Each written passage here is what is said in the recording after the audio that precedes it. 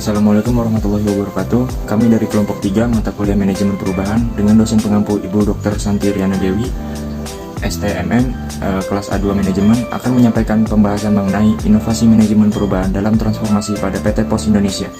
Selanjutnya akan diawali dengan perkenalan anggota kelompok.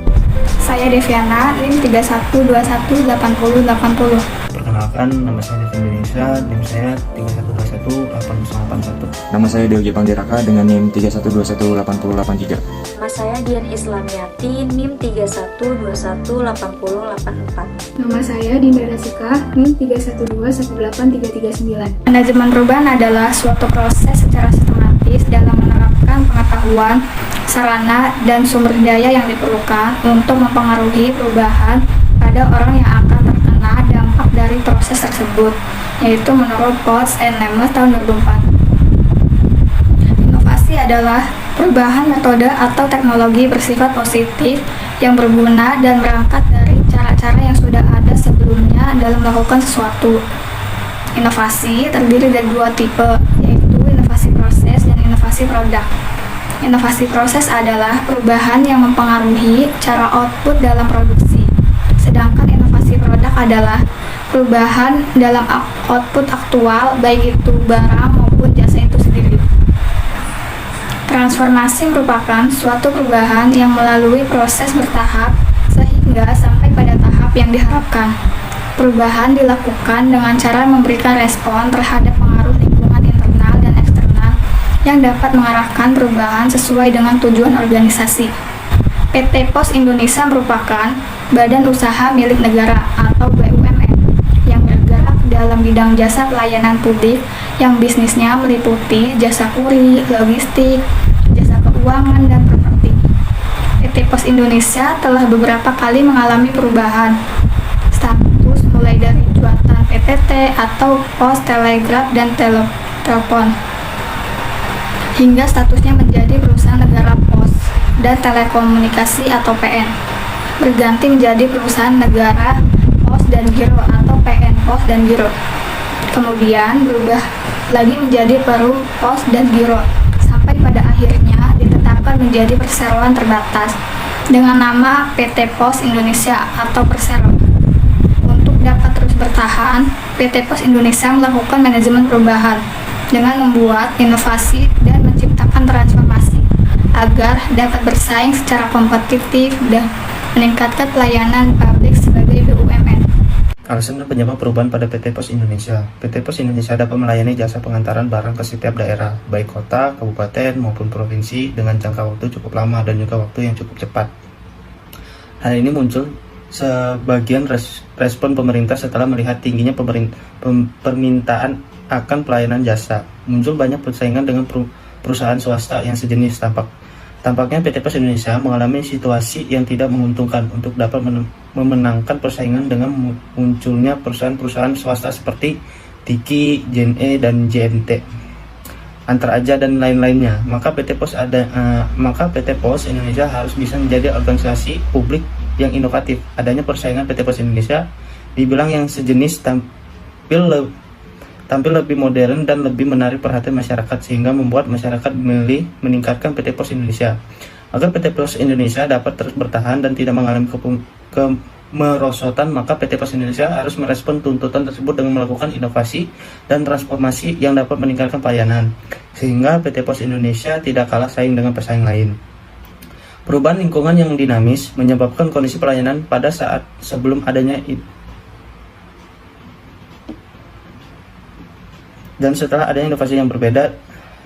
Perubahan lingkungan yang dinamis menyebabkan kondisi pelayanan pada saat sebelum adanya inovasi dan setelah adanya inovasi sangat berbeda, di mana kondisi pelayanan sebelum adanya inovasi di PT Pos Indonesia masih dilakukan secara manual, sehingga proses pelayanan berlangsung lebih lama dibandingkan dengan setelah inovasi. Setelah adanya inovasi, PT Pos Indonesia sudah menggunakan sistem online dengan memanfaatkan kemajuan teknologi yang ada yang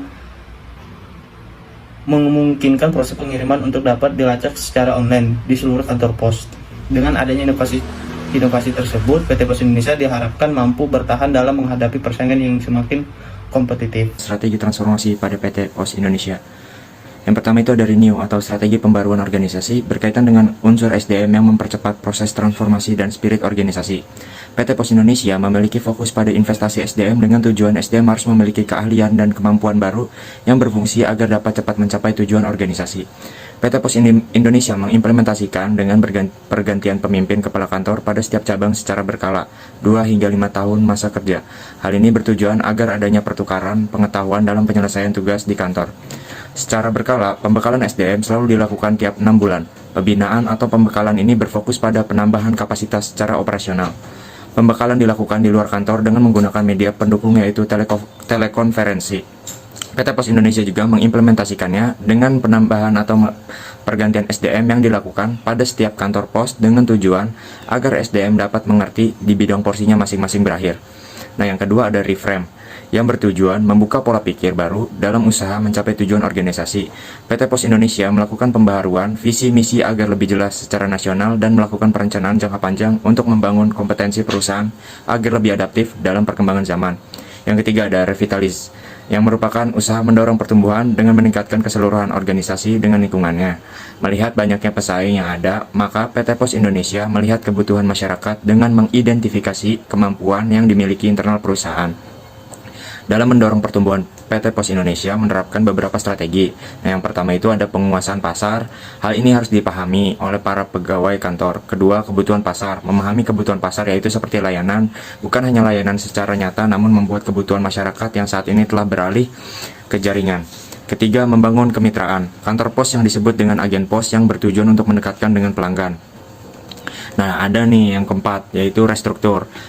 Restruktur itu yang berkaitan dengan bentuk organisasi. PT Pos Indonesia telah mengubah struktur organisasi menjadi lebih ramping yang berfokus pada divisi-divisi sesuai tugas masing-masing dengan tujuan mempercepat penyelesaian masalah dan memotong jalur birokrasi yang lebih cepat. Selanjutnya akan dibacakan oleh Saudari Dia. Bentuk inovasi yang ada dalam PT Pos Indonesia yaitu PT Pos Indonesia melakukan inovasi produk dan inovasi proses.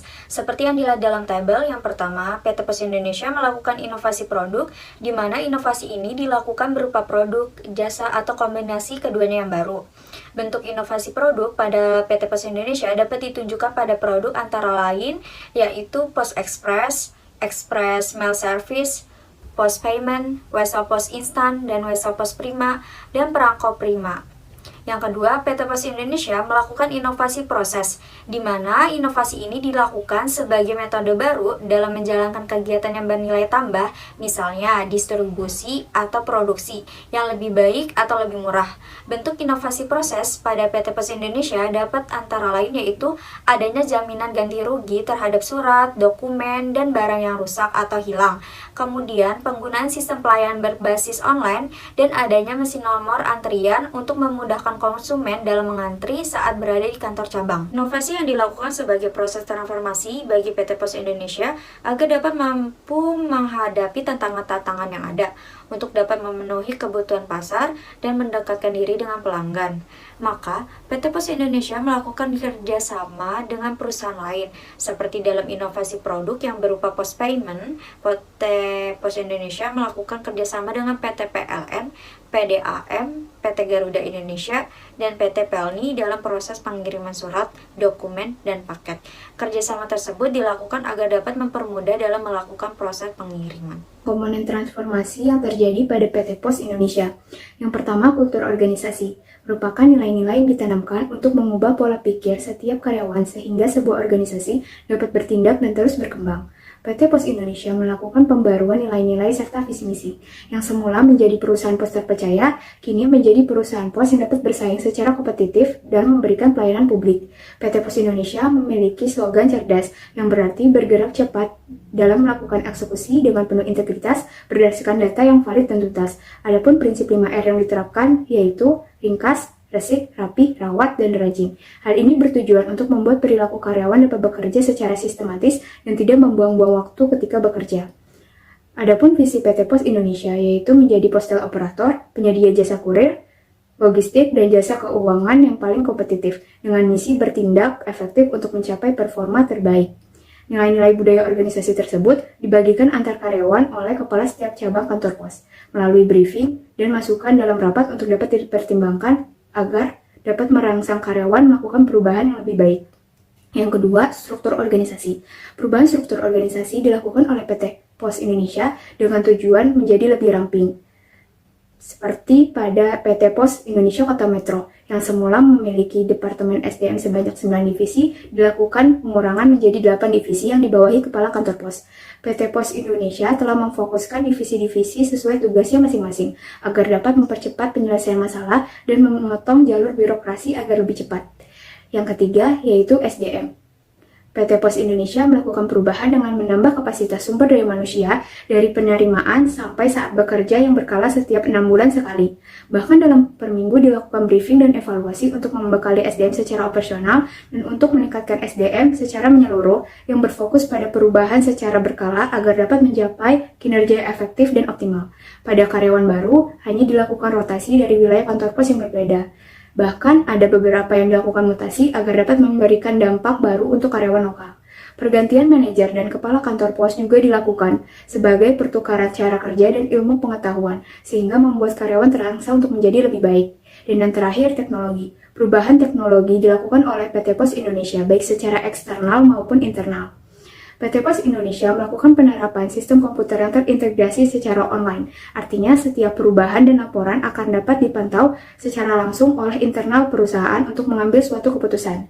Dalam perubahan teknologi eksternal, PT Pos Indonesia membuat sebuah aplikasi berbasis Android yang berupa Pos Giro Mobile yang bersifat sistem pembayaran dan rekening. Kemudian ada e-put delivery yang dapat melacak kurir dan barang apakah sudah sampai pada masyarakat pengguna jasa kantor pos atau belum. Selanjutnya akan dijelaskan oleh Deviana. Proses pelaksanaan transformasi adalah proses penentuan rencana yang berfokus pada tujuan jangka panjang organisasi, di mana dalam perencanaannya menuntut sebuah adanya perubahan. Tahapan-tahapan proses pelaksanaan transformasi PT Pos Indonesia terdiri dari 1. Tahap pengkajian merupakan pemikiran dasar guna mengidentifikasi dan mengumpulkan data-data dalam menjalankan sebuah keputusan. Tahap pengkajian dilakukan melalui kantor pusat, kedua diturunkan kepada kantor cabang. Yang kedua, tahap perencanaan adalah tahap di mana PT Pos Indonesia melihat perkembangan lingkungan dan membangun kerjasama yang bertujuan untuk memperkuat potensi pertumbuhan usaha.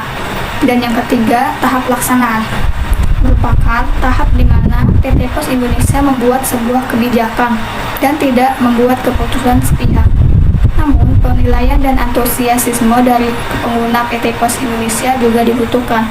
Maka dari itu, PT Pos Indonesia melakukan promosi dan memasarkan produk baru yang dimiliki. Adapun capaian proses transformasi pada PT Pos Indonesia sebagai perusahaan BUMN antara lain, yang pertama, penyumbang perkembangan perekonomian nasional dan penerimaan negara. Yang kedua, mampu berjalan dengan baik dan menumpuk keuntungan bermanfaat bagi masyarakat umum dan terutama dalam memenuhi hajat hidup orang banyak.